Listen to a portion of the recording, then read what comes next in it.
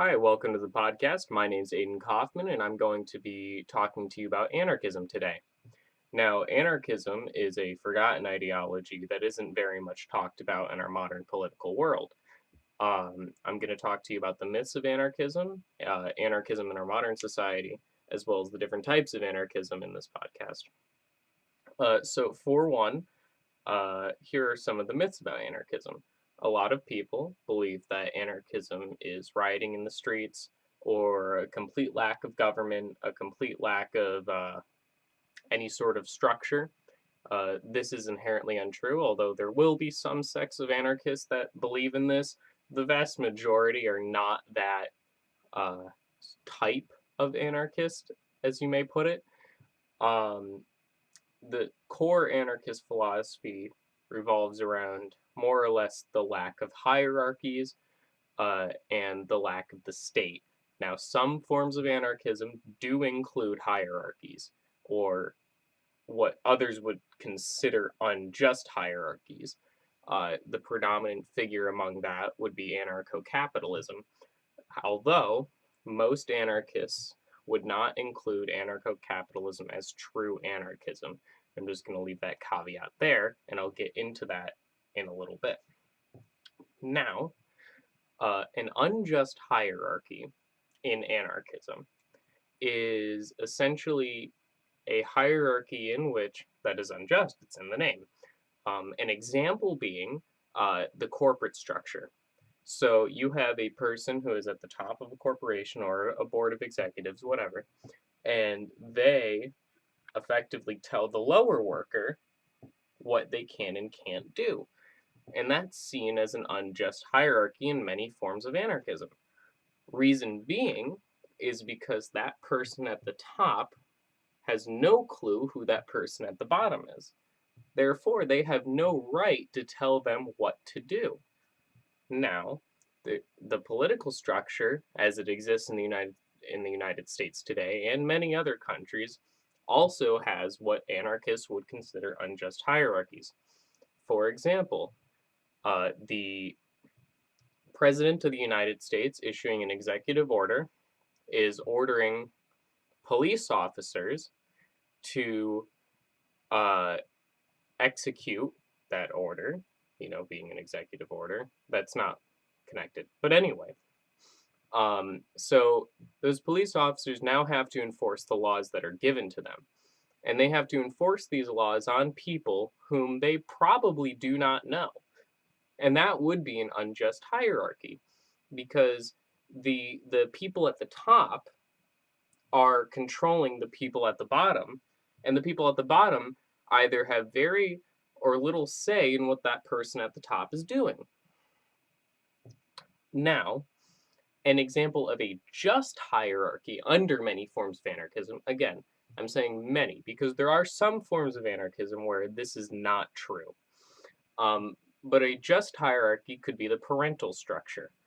Um, it, it could be argued that the parents know the child personally.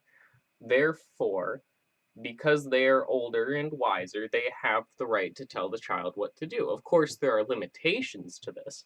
However, that would be an example of a just hierarchy under most forms of anarchism.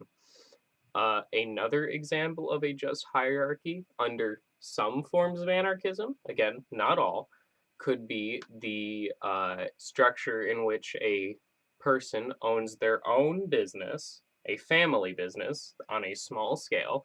They know all of their employees individually, and because they own that business, they have the right to tell their employees what to do.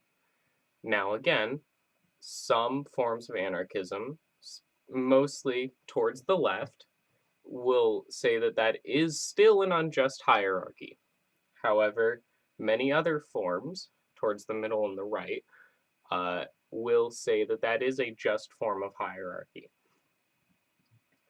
Now, I want to go a little bit into the history of anarchism. Predominant figures that you may or may not have heard of in anarchism are Karl Marx, of course, Peter Kropotkin, um, actually, interestingly, George Orwell was he was a little bit up of anarchism, but he very much proliferated the idea of it. So those are just a few names.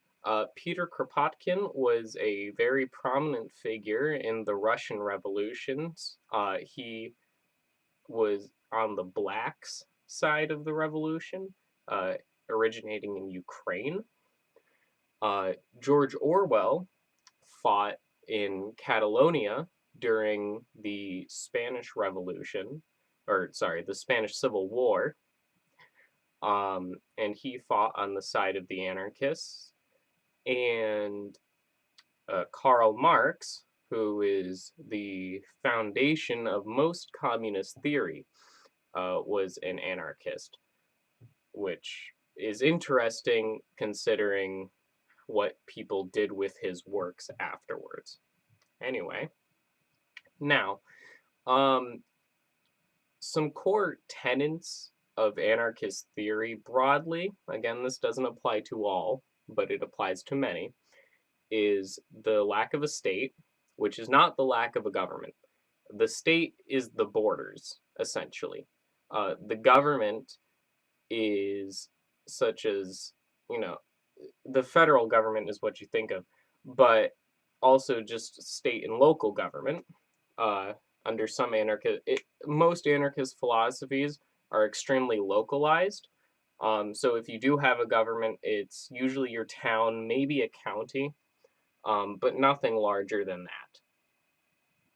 Now, the government under anarchism usually has the ability to police, although the things that they can police are things such as murder, rape, and serious crimes like that. Usually, and I'd say 99% of the time in anarchist theory, uh, any non-violent offense is not policed. And this gets to another core tenet of anarchist theory, which is essentially if what you are doing has no effect on me, I do not have the right to make you stop. Now, that does not mean that I cannot disagree with your actions. I 100% am able to disagree with your actions. However, I do not have the right to enforce my will upon you. And this would go for actions such as drugs. Um, you know, uh, this can also go for actions such as just dangerous things that you might be doing. Um, and as long as what you're doing does not affect me, I don't have the right to tell you what to do. Now, where different anarchist philosophies can differ are on some more morally ambiguous actions, such as abortion, for example. There is a large section of anarchists who disagree with abortion, and that's because they believe that by killing the fetus, you are ending a life. Um, on the other hand, there is another large section of anarchists who believe that a fetus is not a person yet, so getting an abortion is not um, a unjustifiable action. Uh, that's as far as I'll go into that, but I just figured I'd mention it. Another core tenet of anarchist philosophy is the right to own a firearm. Uh, Most anarchists believe that most people, if not all people, should have a firearm in their homes. Reason being is to defend themselves and their family and their community against any potential outside threat, that being the government or anything else. Um, and by owning a firearm, you're effectively protecting yourself and your community. Another core tenet, now this is for leftist anarchism, is the lack of money. And the reason why they believe in the lack of money is because they believe that money creates a bourgeoisie society and allows the accumulation of wealth and therefore the accumulation of greed. Uh, Greed leads to unjust hierarchies because it leads to, examples, as I've said before, the corporate structure. Um, Now, this is where Karl Marx comes in. Karl Marx wanted a stateless, moneyless, classless society. Now, what that essentially means is that you have no state, so the borders do not exist. You have no classes, so there is no difference between the rich and poor, as everyone is effectively has the same amount of wealth. It can vary a bit, but it's around the same amount. And you have a moneyless society, which, as I said further, prevents the accumulation of wealth and therefore prevents the creation of the bourgeoisie. Now, in other tenets of anarchism, there's also one such as mutualism, where in mutualist philosophy it can vary. Sometimes there is money, sometimes there isn't, but that's considered more of a centrist anarchism, uh, where you can have class. It is a bit more variable. You can have, there is still no state though. And you can have money, but again, between who you talk to when it comes to mutualism, sometimes they'll believe in money, sometimes they won't. Now, anarcho-capitalism, uh, you can have money.